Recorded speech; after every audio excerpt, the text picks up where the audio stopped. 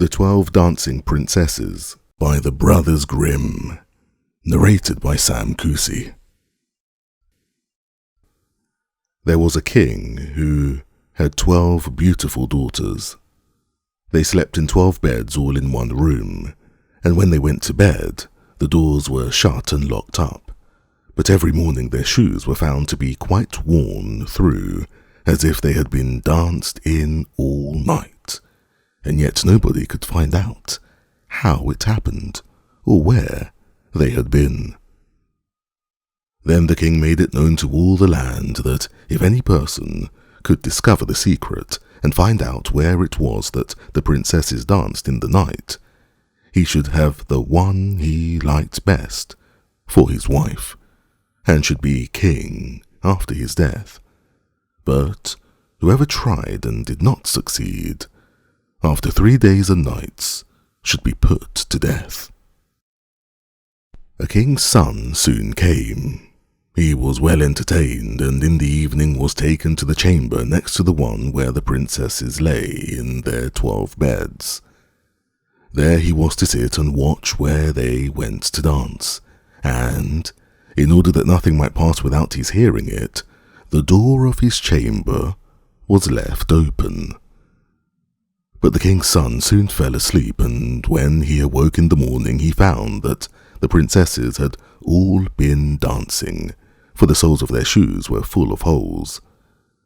The same thing happened the second and third night, so the king ordered his head to be cut off.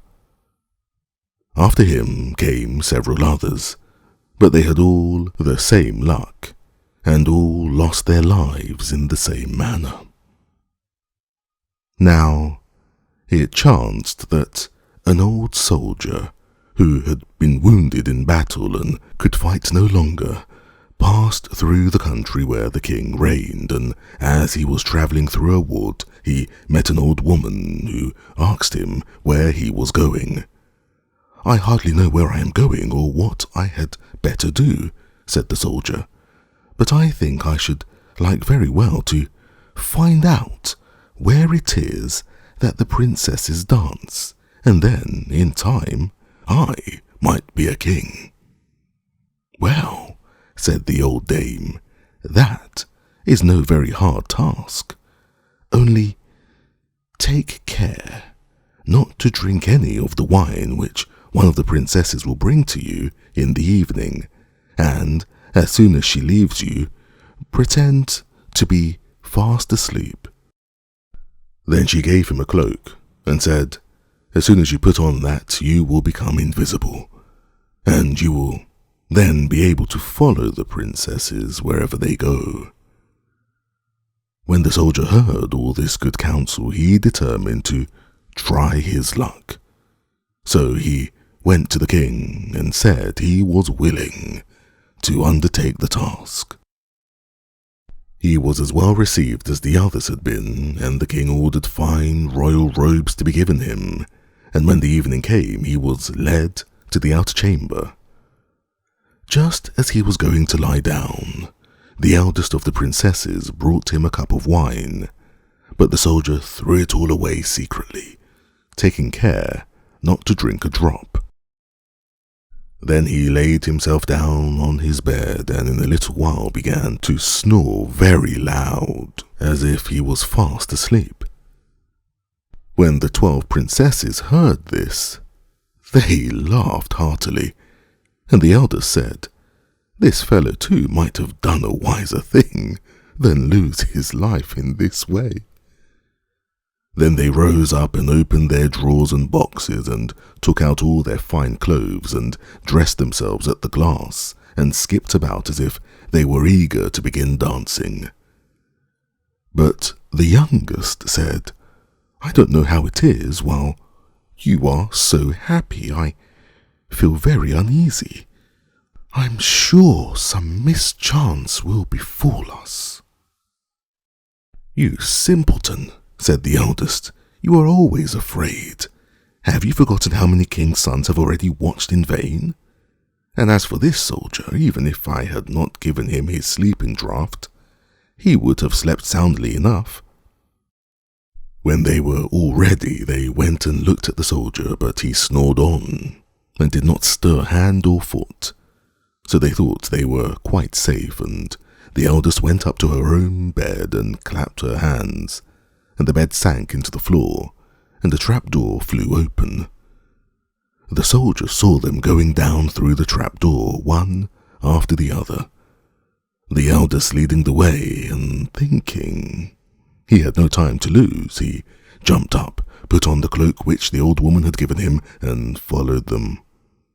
But in the middle of the stairs he trod on the gown of the youngest princess, and she cried out to her sisters, "All is not right.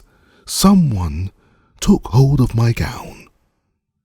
"You silly creature," said the eldest, "it is nothing but a nail in the wall." Then down they all went, and at the bottom they found themselves in a most delightful grove of trees, and the leaves were all of silver, and glittered and sparkled beautifully. The soldier wished to take away some token of the place, so he broke off a little branch, and there came a loud noise from the tree. Then the youngest daughter said again, "I'm sure all is not right. Did not you hear that noise? That never happened before." But the eldest said, "It is only our princes who are shouting for joy at our approach." Then they came to another grove of trees, where all the leaves were of gold, and afterwards to a third, where the leaves were all glittering diamonds. And the soldier broke a branch from each, and every time there was a loud noise which made the youngest sister tremble with fear. But the elder still said it was only the princes who were crying for joy. So they went on till they came to a great lake, and at the side of the lake there lay 12 little boats with 12 handsome princes in them, who seemed to be waiting there for the princesses. One of the princesses went into each boat, and the soldier stepped into the same boat with the youngest. As they were rowing over the lake, the prince who was in the boat with the youngest princess and the soldier said, "I don't know why it is, but though I am rowing with all my might, we do not get on so fast as usual, and I'm quite tired. The boat seems very heavy today."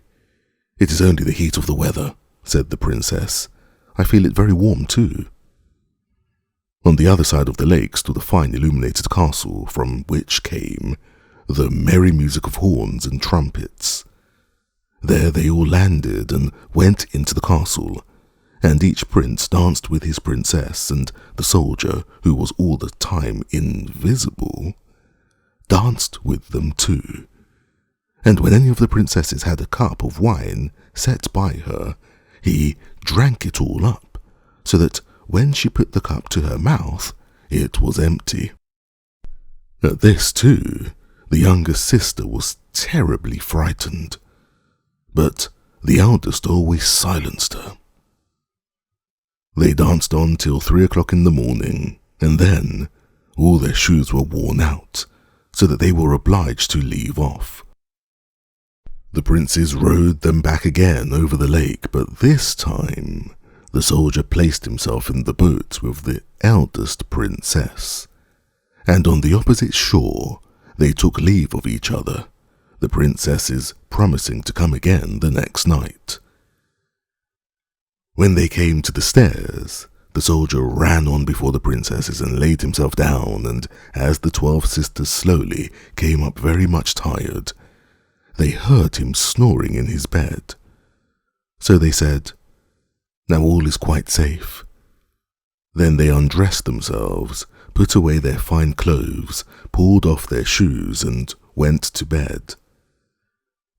In the morning the soldier said nothing about what had happened, but determined to see more of this strange adventure, and went again the second and third night, and everything happened just as before.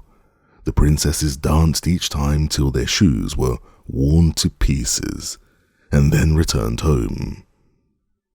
However, on the third night, the soldier carried away one of the golden cups as a token of where he had been.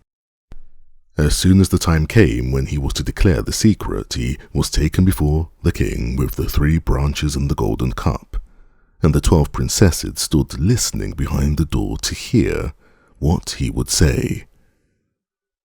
And when the king asked him, "Where do my 12 daughters dance at night?" he answered, "With 12 princes in a castle underground." And then he told the king all that had happened, and showed him the 3 branches and the golden cup which he had brought with him. Then the king called for the princesses and asked them whether what the soldier said was true. And when they saw that they were discovered, and that it was of no use to deny what had happened, they confessed it all. And the king asked the soldier which of them he would choose for his wife. And he answered, "I am not very young, so I will have the eldest." And they were married that very day, and the soldier was chosen to be the king's heir.